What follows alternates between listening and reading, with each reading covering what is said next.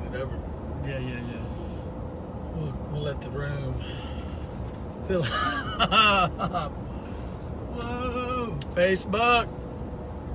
What's up? That's the single eye. Paulie B. In the place to be. What's up, Facebook? How you guys doing? Woo! It's Paulie Glory. B. There's Carol. How'd it do, y'all? Sister Carol, thank you for that pizza last night. It was amazing. Oh, Dr. it was K. Heavenly, absolutely. Good afternoon. Me and Isaac were just discussing some things, and at the same time, he read my thoughts. We were like, man, we should be going live with this discussion. And so we had a little heart-to-heart knowledge, cardionosis. Some people would say telepathy. We can use words like that also. Let's not be so religious in our mindsets where we can't use words that other people are using, like the matrix or like the ether or like the subatomic field, which is actually the kingdom, which is actually the Christ, which is actually you, which is actually God, which fills all and in all. So this is what we've been talking about. Basically, this right here, and I want to get this point across to everyone. Holy Spirit told me, my Holy Spirit, our Holy Spirit, one Spirit, one power, one love. And there you go. I've been trying to get that. That's my son-in-law trying to call me. I've been trying to get him for like 30 minutes, and as soon as I go live, he tries to call. So, everywhere that we see distance or delay in time, meaning there's a timeline and we're waiting for something to happen. We're waiting to become. We're waiting for healing. We're waiting for blessings. We're waiting, that speaks of lack. We're waiting to be whole. We're waiting to be perfected. We're waiting to be conformed. We will be or are becoming or shall be or being transformed or being conformed. All these words, Holy Spirit told me, have been removed. That when Jesus came, Jesus destroyed all distance and delay with God. What does that mean? Well, it means that what Jesus revealed is the truth about us. So what did Jesus reveal? Well, the resurrection is, Holy Spirit told me this. The resurrection is the first fruits of the harvest. What's that mean? The resurrection reveals the truth about the flesh, our bodies. The resurrection reveals that we are spirit, one spirit, as spirit, a Holy Spirit, Spirit Holy. That you are, that God revealed the onus of God now. The onus of God.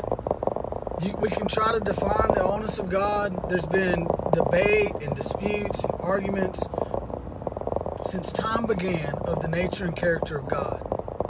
But Jesus came and proved the nature and character of God. God with us. God one as us, as mankind.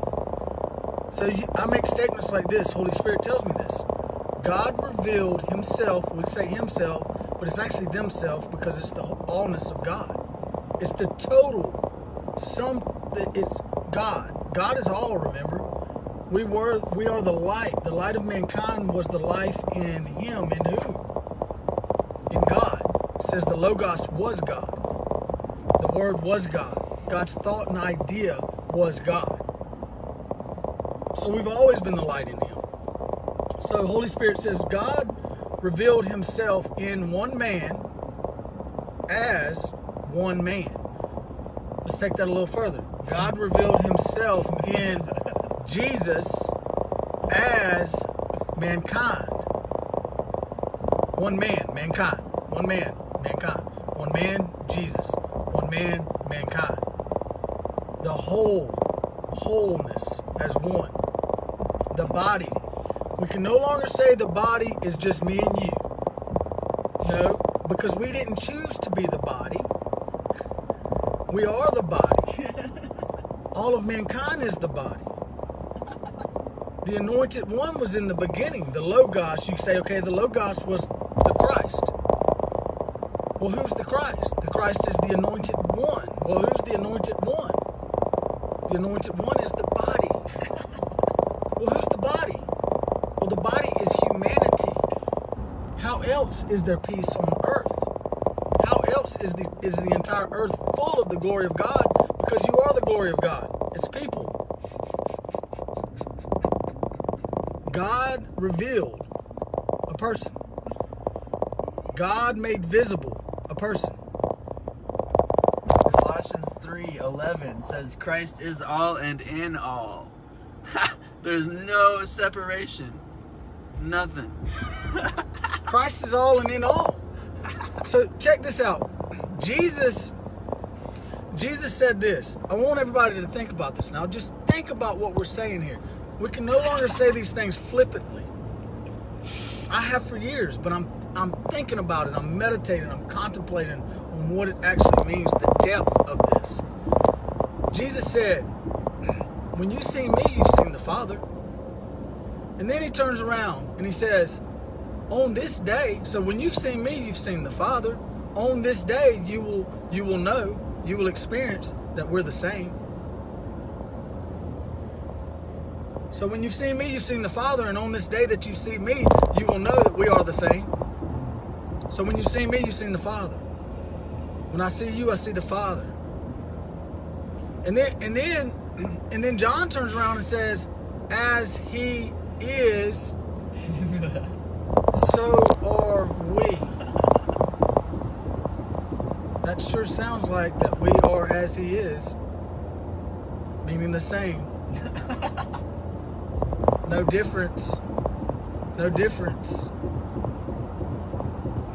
We are the one spirit slowed down to visibility. And people say, well, we're all unique. We're all individuals. True. We are unique individual expressions of the one spirit who is God. Isaac just said it earlier. You take a diamond. A diamond has many facets or many faces. But every face or every facet is still that diamond.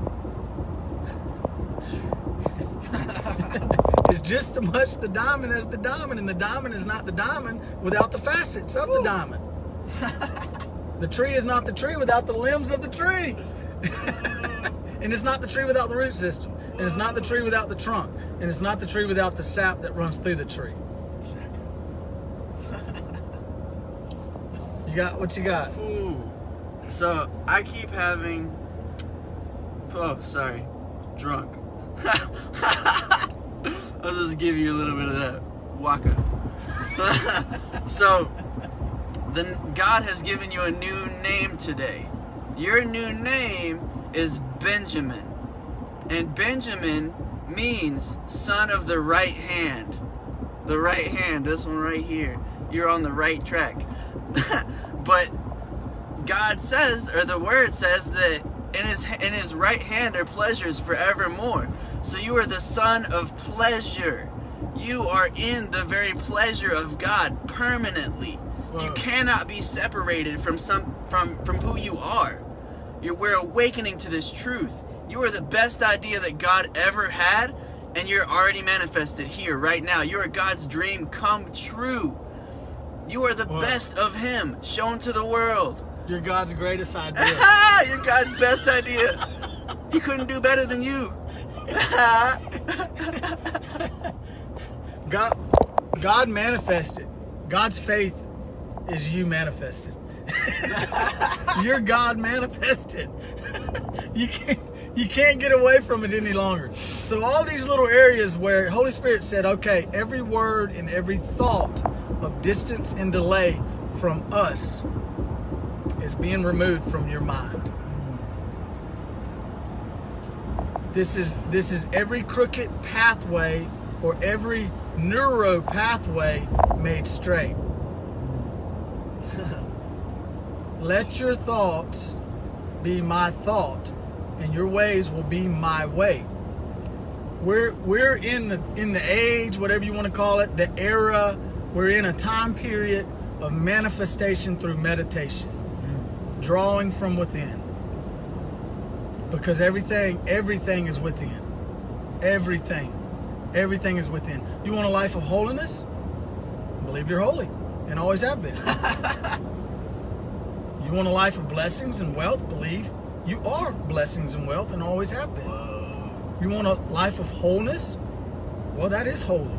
Believe you're one with God and always have been. God is our wholeness. God is our health. God is our blessings. Christ is all and in all. We cannot get away from it any longer. It is the truth. There's one power.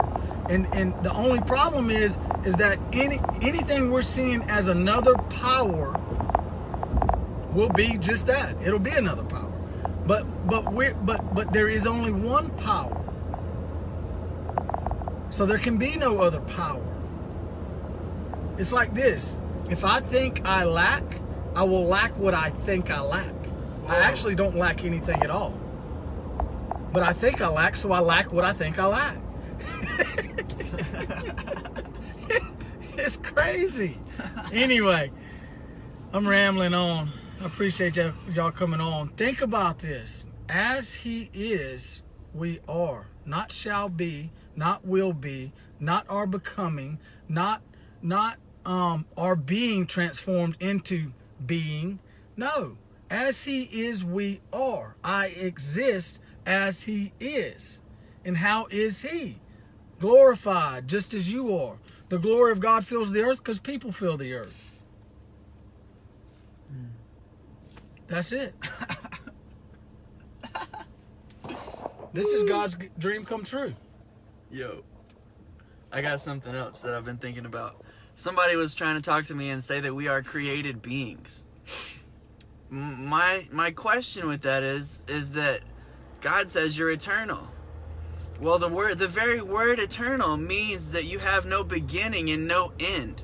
You always were. So you weren't created out of thin air and then eventually became an eternal being. You've always been. You just manifested in this plane at a certain point in what you perceive to be time, and it created a separation mindset, a mindset that, oh, I started here and I end here. Well, no, you've always been. You are eternal. You just popped into this planet, this reality at a certain time. Oh, Shaka. I don't have anything else. I feel like that should have led somewhere, but you're awesome.